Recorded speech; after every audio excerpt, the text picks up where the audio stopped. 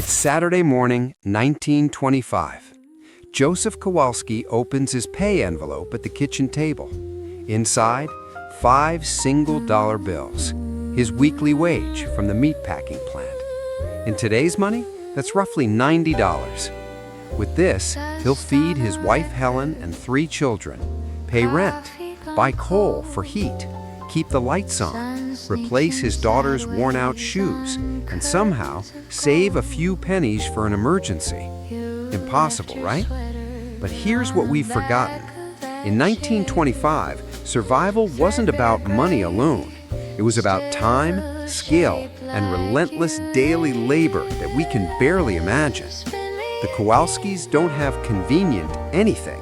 No refrigerator, no car, no washing machine, no quick meal options. Every single thing we do thoughtlessly takes them hours of physical work. So how did they do it? How did ordinary families turn $5 into a week of survival? Let's follow the Kowalskis through 1 week and find out, not with nostalgia, but with specifics, the actual hours, the real costs, the hidden labor behind every meal, every clean shirt, every moment of warmth. Let's begin. Monday morning, 5:45 a.m. Helen Kowalski wakes in darkness. No alarm clock. Her body knows. The coal stove in the kitchen went cold overnight, and the apartment is 48 degrees. She wraps a shawl over her nightgown and pads to the kitchen in wool socks, breath visible in the air. First task, restart the fire. Not flip a switch, rebuild combustion from scratch. She opens the stove's cast iron door, rakes out yesterday's ash into a metal bucket, crumples newspaper, yesterday's Chicago Tribune, already read 3 times, arranges kindling in a pyramid, adds 3 lumps of coal, strike a match, wait, blow gently. The paper catches, kindling follows, coal begins its slow burn. 15 minutes before the room is remotely warm. While the stove heats, she fills the coffee percolator with water from the kitchen tap. They're lucky, some buildings still have hall pumps, and grounds coffee beans with a hand crank mill. The rich smell fills the kitchen, mixing with coal smoke. She slices yesterday's bread, baked Saturday, already going stale, spreads it with butter from the icebox, and sets out small jars of apple preserves she canned last October. Joseph arrives at 6:20, dressed in his factory clothes that Helen washed and hung to dry 2 days ago. The children, Margaret, 12, Stanley, 9, and little Dorothy, 6, stumble in, still in their nightclothes. They eat quickly. Bread, butter, preserve, coffee for the adults, milk for the children from this morning's delivery. The milkman left 2 glass bottles on the stoop at 5 a.m., and Helen paid him 13 cents, leaving empty bottles with 2-cent deposits for return. Joseph leaves at 6:45 for the streetcar. The fare is 7 cents each way, 14 cents daily, 84 cents per week, almost 17% of his entire wage just for transportation. He could walk the 2 miles and save the money, but he'd arrive exhausted before 10 hours of hauling beef quarters in refrigerated rooms. Monday midday, the economics of ice. At 10 a.m., Helen hears the ice wagon bell on the street below. She opens the window and calls down to the iceman, 25 pounds, please. He nods, clips a massive block with iron tongs, hoists it to his shoulder, and climbs 3 flights. The icebox, a wooden cabinet with a top compartment for ice and bottom shelves for food, needs fresh ice every other day in winter, daily in summer. This 25-pound block costs 15 cents. Twice weekly, 30 cents. Over a month, $1.20. That's nearly a quarter of Joseph's entire income just to keep food from spoiling. But without it, the Tuesday chicken Helen bought for 38 cents would rot by Wednesday. The butter would liquefy. The milk would sour in hours. So the icebox isn't a luxury. It's the only thing standing between the family and food poisoning. Meanwhile, Margaret is at school. where her teacher, Miss Patterson, earns $1,200 per year, about $23 per week, considered a decent wage for an unmarried woman. Stanley sits at a desk learning long division, his knuckles still red from Friday's ruler strike for talking. Dorothy practices handwriting, forming careful loops. Helen's morning continues with laundry, not the kind you imagine. She fills a large copper boiler with water, sets it on the coal stove, and waits 40 minutes for it to heat. While it warms, she grates soap, a full bar of Fell's naphtha, 6 cents, into shavings. When the water steams, she adds soap and Joseph's work shirts, stirs with a wooden paddle, and lets them boil for 20 minutes, then transfers them to a galvanized tub for scrubbing against the washboard. Her knuckles are already raw. She's 32 years old, and her hands look 50. Rinse water, wringing, twist each shirt until arms ache. Hang on lines strung across the kitchen. In winter, they'll take 2 days to dry. The apartment fills with damp wool smell and steam that condenses on windows. Total time for laundry, 3 hours. Modern equivalent, 12 minutes. Monday evening, the real cost of dinner. At 4:30 p.m., Helen begins dinner preparation. Tonight, potato soup, bread, and the chicken from Tuesday that she stretched across 3 days. She peels 6 large potatoes, no pre-washed, no instant mash, no frozen anything. Dices an onion that makes her eyes stream. Shreds the last of the chicken, which is mostly bones and gristle at this point. Adds water, salt, pepper, a bay leaf. The soup simmers for an hour. The bread situation is critical.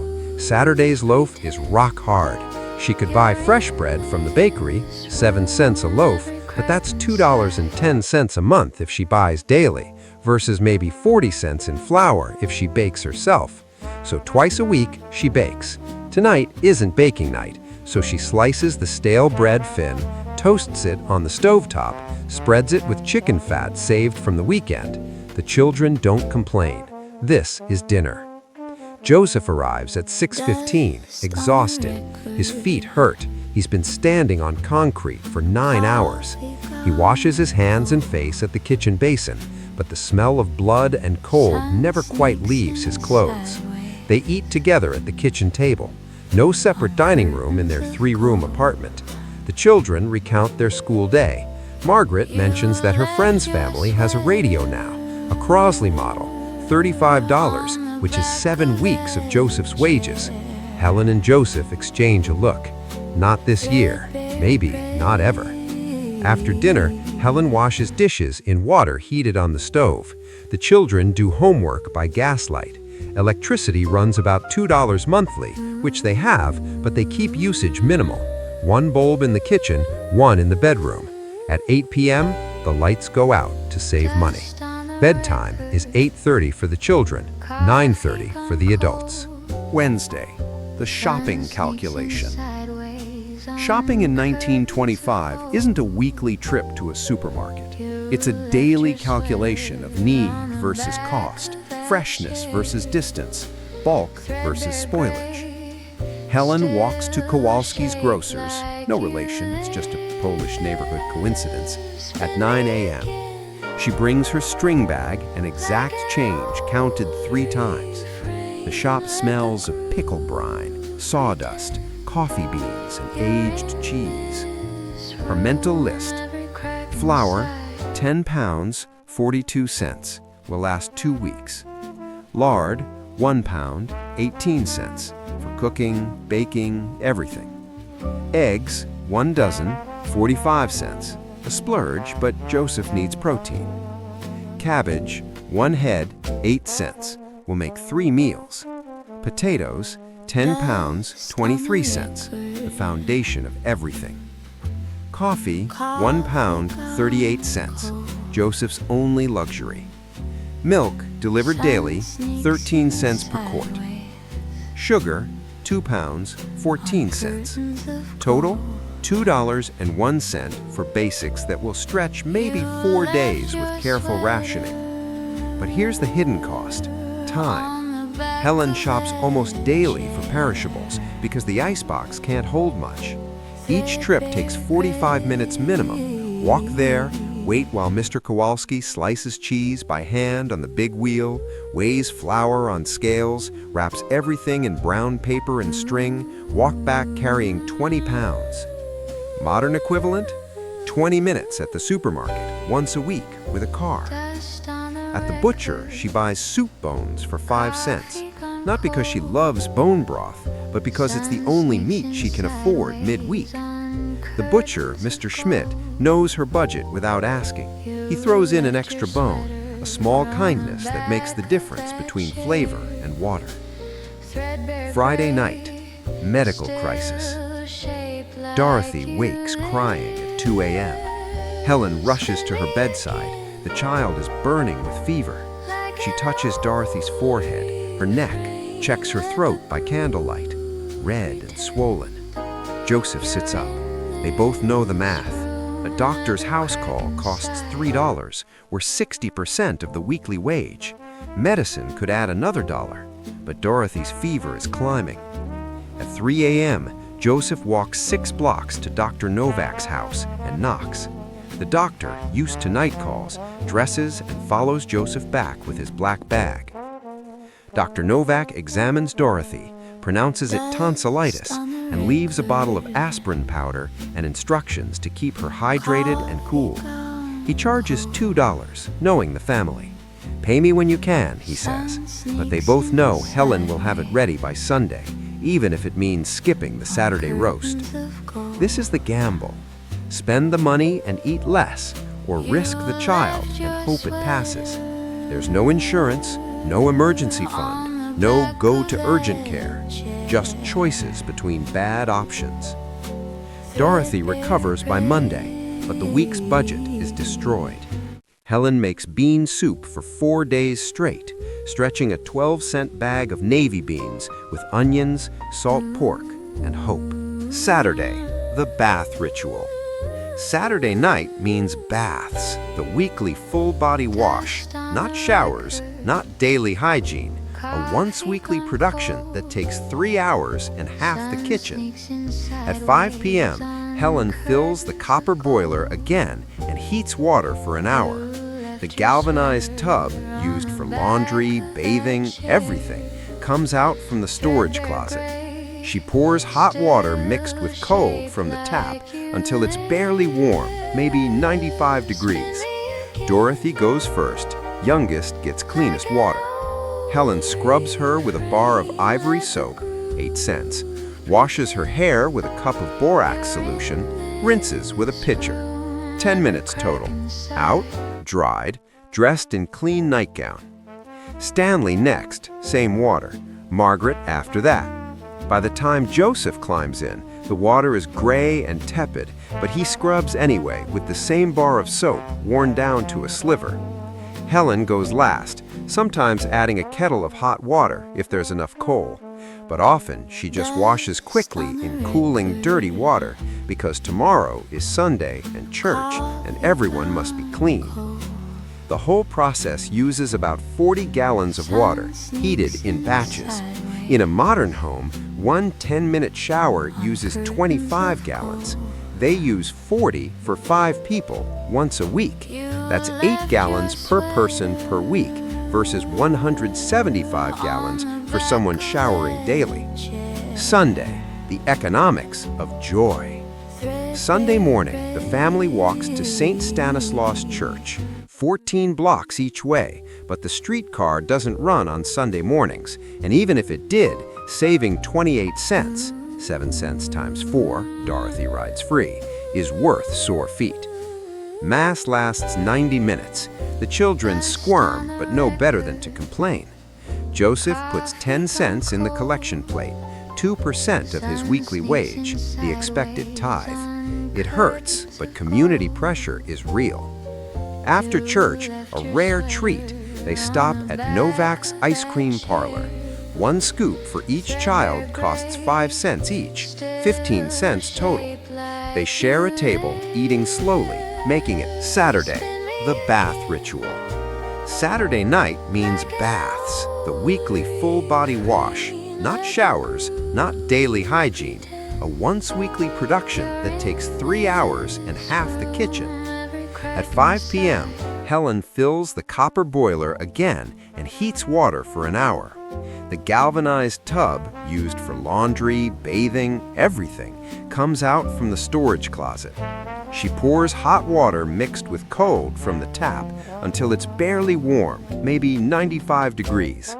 Dorothy goes first, youngest gets cleanest water. Helen scrubs her with a bar of ivory soap, 8 cents, washes her hair with a cup of borax solution, rinses with a pitcher. 10 minutes total. Out, dried, dressed in clean nightgown. Stanley next, same water. Margaret after that. By the time Joseph climbs in, the water is gray and tepid, but he scrubs anyway with the same bar of soap worn down to a sliver. Helen goes last, sometimes adding a kettle of hot water if there's enough coal. But often she just washes quickly in cooling, dirty water because tomorrow is Sunday and church and everyone must be clean.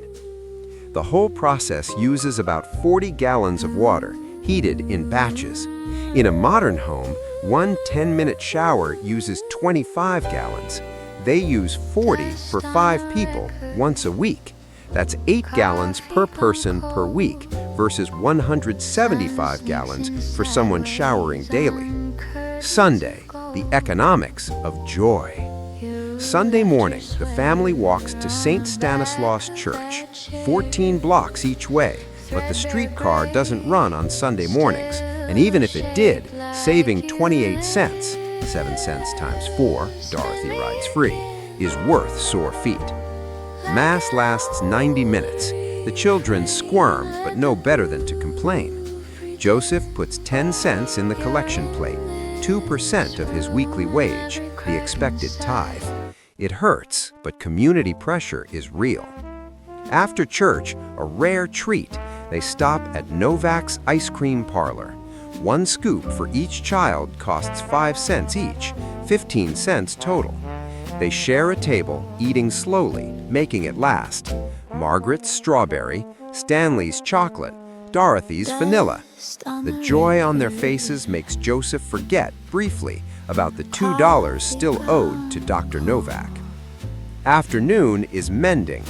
Helen darns socks. 7 pairs have holes.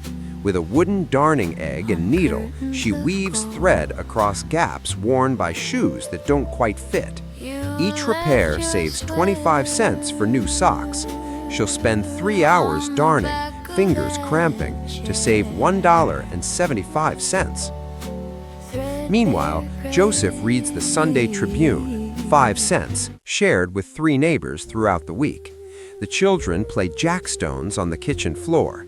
No radio, no phonograph, just the sound of dice clicking, Helen's needle pulling thread, and the occasional clop of horse hooves from the street.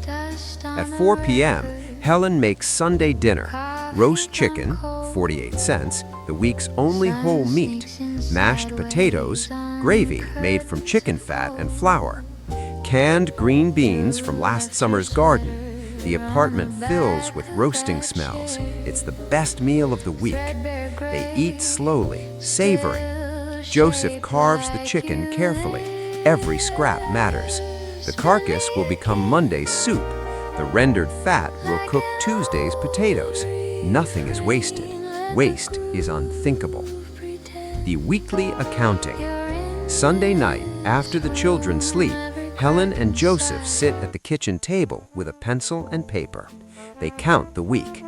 Income, $5. Expenses, rent, $1.15, paid monthly, $5 total, but budgeted weekly. Streetcar, Joseph, 84 cents. Food, $2.35. Daily perishables, weekly staples, Sunday chicken. Ice, 30 cents. Coal, 40 cents, roughly, varies by weather. Electricity and gas, 40 cents, budgeted weekly. Soap and cleaning supplies, 15 cents.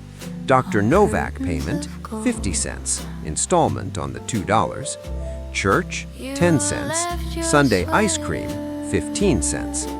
Total, $6.34. They're $1.34 over. The shortfall comes from the medical emergency and the chicken splurge. Helen sighs. Next week, no chicken. More bean soup. Maybe skip the Iceman once and risk the food. Joseph's shoes have holes, but they'll wait. Margaret needs a winter coat, but her cousin's hand-me-down will work one more season. Joseph pulls out their emergency jar, a pickle jar hidden in the flour bin. Inside, $3.17, saved penny by penny over months. He takes out $1.50, leaving $1.67 for true disaster. The jar feels lighter every time. This is the cycle. Earn $5, spend $5. Balance on a knife's edge. One illness, one accident, one unexpected expense away from catastrophe. Step back into 2026 with me. You woke this morning, maybe annoyed the coffee maker was slow. 3 minutes felt like forever. Helen Kowalski spent 20 minutes rebuilding fire before coffee was even possible. You threw a frozen meal in the microwave, 12 minutes, dinner done. Helen spent 3 hours boiling, scrubbing, wringing, and hanging laundry before starting a 2-hour soup preparation. You complained about gas prices driving to the grocery store. Joseph spent 17% of his entire wage just getting to work on a streetcar. Your kid got strep throat, you drove to urgent care, $40 copay, antibiotics $10, home by dinner. The Kowalskis gambled $2 they didn't have on a house call and prayed the child wouldn't die. Here's the paradox. We have immeasurably more wealth, more convenience, more abundance than the Kowalskis could imagine. A refrigerator that runs constantly, costing pennies a day. A washing machine that does in 12 minutes what took Helen 3 hours. Medicine that costs less than an hour's minimum wage. But we're not proportionally happier. We're time-rich, but attention poor. We have closets full of clothes, but nothing to wear. We have refrigerators packed with food, but nothing to eat. We're connected to billions, but lonelier than Joseph, who knew every neighbor's name and financial struggles. The Kowalskis weren't happier. Don't mistake this for romanticism. They were exhausted, anxious, one crisis away from ruin. Helen's hands were destroyed by labor. Joseph's body would fail by 55. Their children's opportunities were limited by poverty. But they knew the cost of everything, not just dollars, but hours, effort, skill. They knew exactly how much labor bought each meal, each clean shirt, each warm room. They couldn't take anything for granted because nothing was granted. Everything was fought for, calculated, stretched, and saved. We've gained immeasurable ease. We've lost visceral understanding of what things cost in human effort. Both are true. Neither is wrong. But knowing the difference, feeling the weight of those hours Helen spent over a washboard might change how we hold our own ease. Maybe makes us a little more grateful. Maybe makes us a little more humble. Maybe helps us understand why our great-grandparents looked at our abundance with wonder and our waste with something like pain. So here's my question for you. What modern convenience would you struggle most to give up, not for comfort, but for survival? What skill did the Kowalskis have that you'd fail at completely? And what did they have, despite their poverty, that we might have lost? Drop your thoughts below. And if this made you look at your refrigerator differently, at your washing machine with new eyes, hit that like button. Because the Kowalskis weren't that long ago. Your great-grandmother might have been Helen. Your great-grandfather might have been Joseph. Their exhaustion bought our ease. The least we can do is remember.